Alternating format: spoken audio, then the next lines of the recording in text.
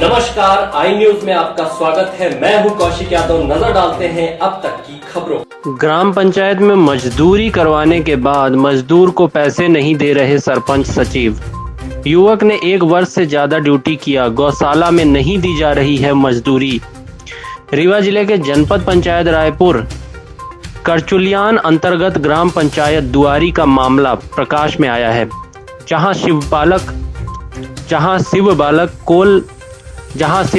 कोल नामक व्यक्ति से पंचायत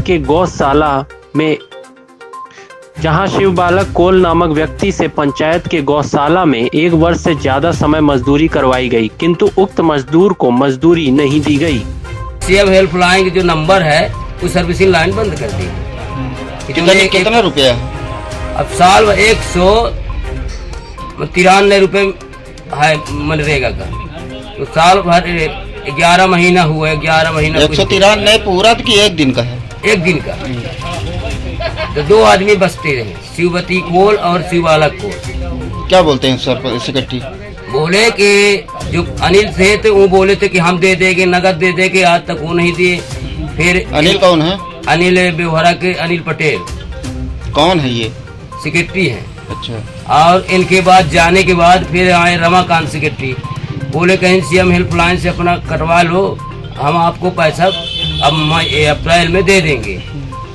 तो आज 27 अप्रैल है, 1 पैसा का हम लोग तरस रहे हैं। फिर भी हम ये चाहते हैं कि जो हमारी बसाई है तो हमारी बसाई मिल जाए, और आज भी उसकी जवाबदारी हमारी मोटर है, सब चीज वहाँ लगा है, फिर भी पैसा न मिलने पर हम अभी बसाई कर रहे हैं। अच्छा, अभी भी ड्यूटी कर रहे हैं? अभी भी कर रहा हूँ।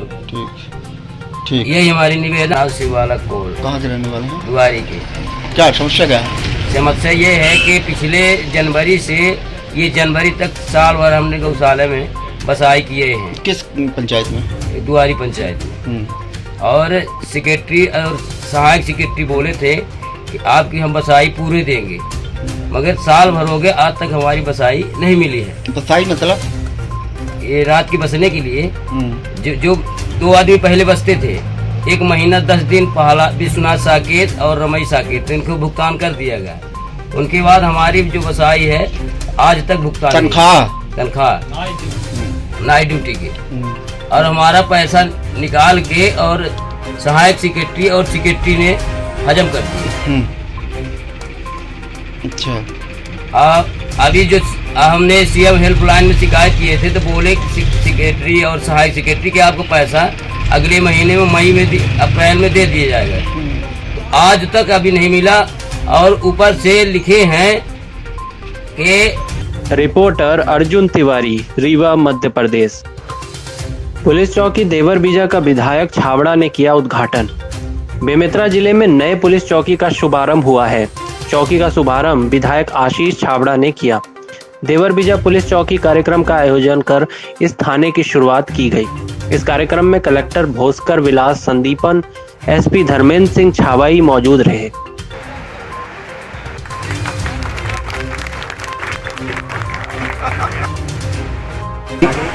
देवर बीजा के नागरिक, आसपास के भी बहुत सारे लोग आए हैं, जनप्रतिनिधि। एक हर्ष का विषय है, यहाँ चौकी बन रही है। चौकी बनने का मकसद ये है, आप जानते हैं, एक 11 महीने पूर्व में मैं आया था, इसी रास्ते से बहुत बार मैं गुजरता भी हूँ। अब 2-4 लोगों मैं जानता भी, जो सुबह सुबह वॉक करते हैं, मैं जब साइकिल चलाता हूँ तब, तो जब देखा है कि बहुत सारे, एक बार तो बैंक में सायरन बज रहा था, मैं साइकिल चलाता था, सायरन किसका बज रहा था, कोई बोला बैंक का है, एटीएम का सायरन है। 2-4 बार ऐसा हुआ है कि रात को भी कोई एक्सीडेंट हुआ है, और बहुत बार हुआ है कि यहाँ से मैसेज आता है कि नहीं आग लगी है, यहाँ कोई कंप्लेंट है। ये सारी चीज़ें, इसको ध्यान में रखते हुए हमारे माननीय मुख्यमंत्री जी के निर्देश के अनुसार और अपने विधायक जी आशीष छाबड़ा जी के निर्देश के अनुसार हमने सोचा कि यहाँ एक चौकी बना लेते हैं। बहुत बार ये भी होता है कि यहाँ से दुर्ग बहुत पास में है, जो भी जबलपुर से गाड़ी आती है, बेमेतरा से टर्न लेके दुर्ग जाती है, दुर्ग से भी महाराष्ट्र जाती है, तो उनको रायपुर जाना नहीं पड़ता है, भिलाई जाना नहीं पड़ता है। इसको ध्यान में रखते हुए यहाँ ट्रैफिक भी बहुत है, एक्सीडेंट होते हैं, उसके बाद जो कानून व्यवस्था का समस्या उत्पन्न होती है। वैसे तो मैं जानता हूँ कि ये जो बेमेतरा है बहुत शांतिप्रिय जिला है, यहाँ कोई ऐसी बहुत बड़ी घटनाएं, बहुत बड़ा क्राइम, बहुत ऐसे लोग ऐसे नहीं है किंतु नहीं है इसका मतलब वो भविष्य में होगा और नहीं होगा इसी को गारंटी नहीं। इसी चीज़ को ध्यान में रखते पुलिस चौकी यहाँ बनाई गई है, ताकि इस चौकी के अंदर 38 गांव आ रहे हैं, 38 मतलब 38 गांव है, तकरीबन जनसंख्या 50-55,000 के आसपास की होगी। आगे कोदवा है, कोदवा के आगे देवकर है। तो अगर ये जो मिडल वाला पार्ट है देवकर, यहाँ से मुझे लगता है 12-13 किलोमीटर होगा और यहाँ से 15 किलोमीटर बेमेतरा होगा, और इस साइड में जो है फिर साझा विधानसभा क्षेत्र चालू हो जाता है। तो ये पूरे एरिया को देखते हुए और इस साइड में नदी के पास तक हम लोग जाते हैं। इस सारी चीज़ को ध्यान में रखते कि इस एरिया में अगर एक चौकी बन जाती है, हो सकता है भविष्य में उसको थाना भी कन्वर्ट किया जाए, तो पुलिस का प्रेजेंस रहेगा, प्रशासन का भी रहेगा, तो उससे बहुत सारी चीज़ों को इनपुट्स भी मिलते हैं कि सब सर पर आए। ये चौकी बहुत दिनों से अपेक्षित थी, इसकी जगह को लेकर हम बड़े चिंतित थे। तो जिलाधीश महोदय और विधायक जी के प्रयास से हमको ये बिल्डिंग मिल गई है, और चौकी खुलने से बहुत सारे गाँव को थाना कोतवाली में जाते हुए यहीं उनकी समस्याएं, उनकी रिपोर्टें लिखी जाएंगी, तथा जैसे ट्रैफिक के एक्सीडेंट बहुत होते हैं इस रोड पर, तो एक्सीडेंट के लिए भी ये बड़ी कारगर होगी चौकी की, तत्काल सहायता पहुंचाई जा सकती है। और मैं ज़्यादा समय न लेते हुए मैं जितने भी लोग पधारे हैं उनका सभी का स्वागत करता हूं। Thank you. और एक घनी आबादी वाला कस्बा इसके लिए बहुत ही अपेक्षित है। बगल में जिला कोऑपरेटिव बैंक है, जिसमें अक्सर हर साल जब नवंबर के महीने में धान खरीदी प्रारंभ होती है, और उस धान खरीदी में अधिकांश इस क्षेत्र के कृषक इसी कोऑपरेटिव बैंक के माध्यम से अपने धान खरीदी की रकम प्राप्त करते हैं। और अक्सर यहाँ जब विगत 2.5-3 वर्ष से मैं देख रहा हूँ कि लगभग बिलासपुर के एक बहुत बड़े जो गुटखा व्यवसायी है, जहाँ से गुटखा निर्माण होता है, और वो करीब 10 लाख से भी ज्यादा कीमत की गुटखा थी, और वो गुटखा लेके उसको वहाँ ट्रांजिट किया जा रहा था नागपुर की ओर, और उसको इसी रास्ते में लूट लिया गया था। तो अपराधों के दृष्टि से भी इस चौकी का बहुत महत्व है। और रिपोर्टर संजू जैन। बलिया मजदूर दिवस के अवसर पर वीर लोरिक स्पोर्ट स्टेडियम बलिया में आयोजित जैनित फिट जिम के द्वारा क्रिकेट मैच स्टेडियम 11 और जैनित फिट जिम टीम के बीच खेला गया।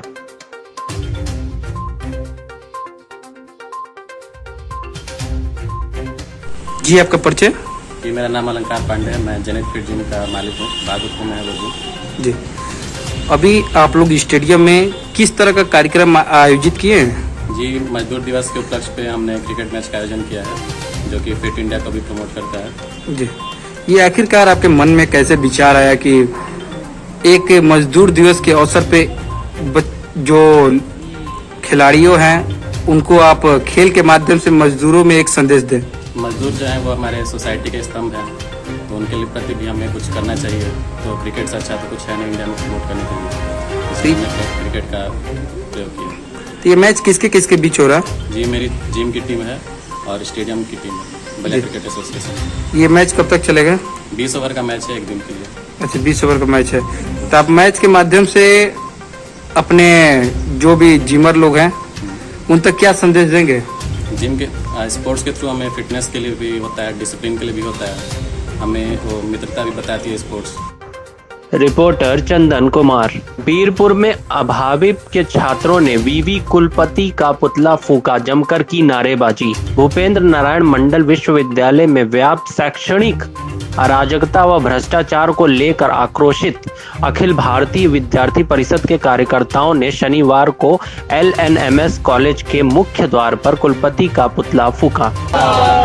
कुलपति मुर्दाबाद, कुलपति होश में आओ, कुलपति होश में आओ। BNMU मुर्दाबाद, BNMU कुलपति मुर्दाबाद, शिक्षा के दलालों को शिक्षा। LN कॉलेज के सामने आप लोग विरोध प्रदर्शन कुलपति का कर रहे हैं, क्या ऐसी वजह होगी? जी अभी पार्ट 2 और पार्ट 3 का रिजल्ट आया है BNMU का, जिसमें हजारों की संख्या में जो है छात्र को पेंडिंग कर दिया है, किसी को प्रमोट कर दिया है। यानी BNMU जो है एक जरिया बना लिया दलाली का, छात्र को प्रमोट करता है और वही छात्र जब जाता है क्लियर कराने के लिए तो वहाँ पे 1000 रुपये, 2000, 3000 ऐसे जो है वहाँ पे दलाली के तौर पे मांगा जाता है। यानी बीएनएमयू साफ प्रशासन बीएनएमयू का जो है साफ भ्रष्ट हो चुका है, सिर्फ छात्रों का शोषण कर रहा है। और ये हम युवा और छात्र संघ के लोग, विद्यार्थी परिषद के लोग ये कभी बर्दाश्त नहीं करेंगे। हम युवा तरनाइयों से आग्रह करना चाहेंगे कि जहाँ पे भी जिसका भी रिजल्ट में गड़बड़ी हुआ है सभी कोई रोड पर उतरे और बीएनएमयू प्रशासन के खिलाफ जो है जोरदार आंदोलन करे।